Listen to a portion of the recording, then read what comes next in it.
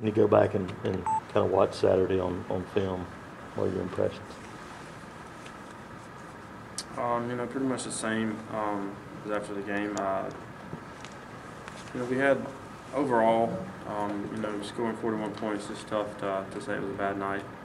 But at the same time, there's things that we did that was just real stupid.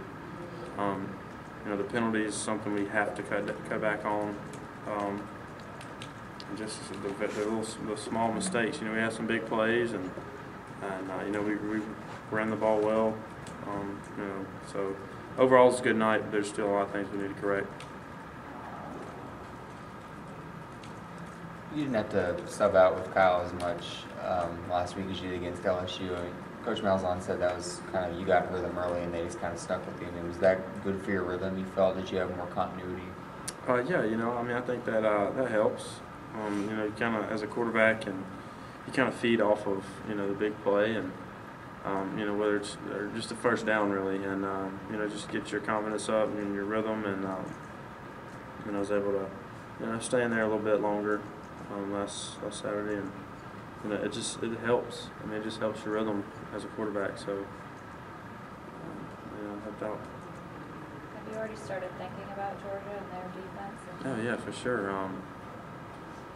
While I'm up here, at least, I'm really going to try to just forget everything, this weekend when I go home. But, yeah, I mean, there's no way to not think about it. I've already watched a little bit of film, and, we obviously practiced today. Part of that was for Georgia.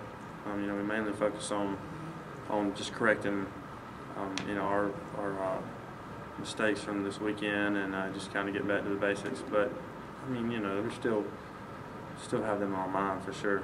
Based on what you've seen of them, are you nervous about that measure? I mean, like I said, I've went against LSU, so, and my nerves weren't too bad then. So I'm not nervous at all. I'm very confident in what we can do, especially coming off of last week. So I'm not nervous at all.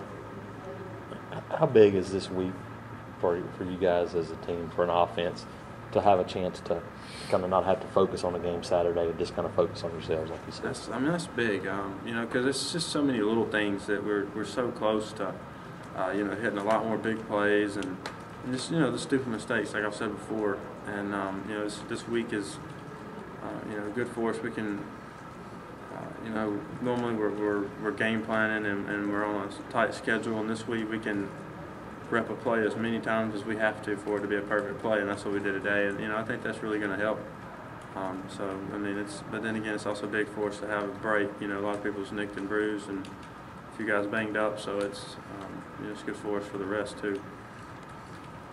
You talk a lot about the pass game kind of opening up the run for Mike in Ontario, but I mean, how much does their performance on the ground, how much does that kind of open it up for you when you do get the chance to play? That's big for me because everybody knows, I'm not 100% sure, but I'm probably 95% sure that everybody's game plan is stop number 5. Being I've only started twice, they probably want to make me beat them. And, but if our line's blocking like they did last week, and, it's really going to be hard for them to stop Mike, even if they know it's coming. But that really opens it up for me. The corners are a little softer, and it really helps us out. As a player, when you think about that and maybe hear other teams say that, I mean, is that pretty fun, knowing, okay, they're kind of challenging me? Yeah, I mean, yeah, that's. I mean, I've I guess it's not as bad or as dramatic maybe as I make this out seem, but I've been doubted. A lot of times before. It doesn't make it doesn't change my mindset or anything, but I really do like it like that. A lot of people back home, a lot of people still never play, playing, and now they're stacking up the box, stop the run, and I mean it makes it fun for me. It really does. The catch Phillip made for his last touchdown, one-handed one, switched to the other hand, all that. I mean, what were you thinking when you saw him make that catch? I mean, the first thing I said was, like, I knew it was a top 10 play. ESPN Top 10. I mean, he does it a lot, so I wasn't too surprised. But I think the best part was when he switched hands and dove in. That was awesome because it was not a good throw, but it made me look good on paper at least, which obviously is not my main focus or anything. But I mean, it was a great play. I mean, there's nothing bad you can say about that besides the throw.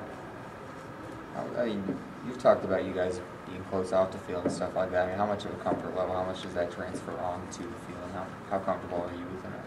Yeah, it definitely does. I don't really know how this thing got blown up and me and Let's being brothers and best friends, but we're really close. But he's just always open. Honestly, he's a good receiver, and I mean I trust him, and a lot of stuff's designed to him, and he's open, and kind of just works out like that.